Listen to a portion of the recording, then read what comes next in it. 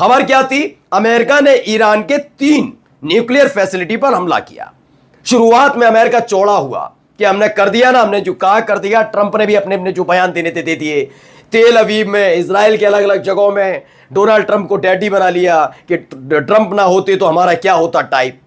वो बात अलग है कि अगले 5 घंटे के अंदर खुलासा हो गया कि जिस उम्मीद के साथ ईरान की न्यूक्लियर फैसिलिटी पर हमला किया, वो सारी की सारी उम्मीद धरी रह गई। वजह यह कि पहले से ही जो महत्वपूर्ण चीजें थी उन्हें वहां से हटा दिया गया था।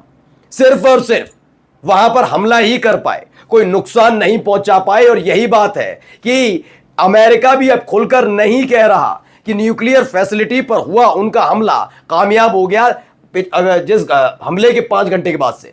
लेकिन ईरान ने जो किया इजराइल पर, उसने दहशत पैदा कर दी है। पहले खबर दिखा रहा हूं, यह खबर देखिए। ये अलग अलग 4 तस्वीरें हैं। 2 तस्वीरें वहीं मौके की हैं जहां पर इजराइल का न्यूक्लियर सेंटर बताया जाता है। उसके बाद 2 मैप के जरिए समझाने की कोशिश की गई है कि यह वो इलाका है, यानी समुद्री इलाके के बहुत करीब यह इलाका बना हुआ है। इजराइल के इस इलाके में इजराइल का न्यूक्लियर वेपन रखा हुआ है। देखिए क्या होता है, न्यूक्लियर होना, ये फैसिलिटी होना और न्यूक्लियर बम जहां रखा हो यानी वेपन रखा हो, उसमें अंतर होता है।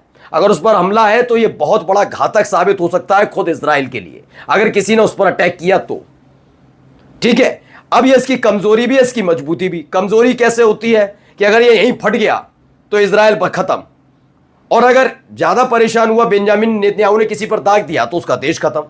दागने की हिम्मत है नहीं किसी में, किसी भी देश में इस समय नहीं है। अमेरिका ने 1 बार नहीं 2 बार किया था, हिरोशिमा और नागासाकी दोनों पर अलग अलग डेट में दागे, तो उसके बाद आज तक किसी ने परमाणु बम नहीं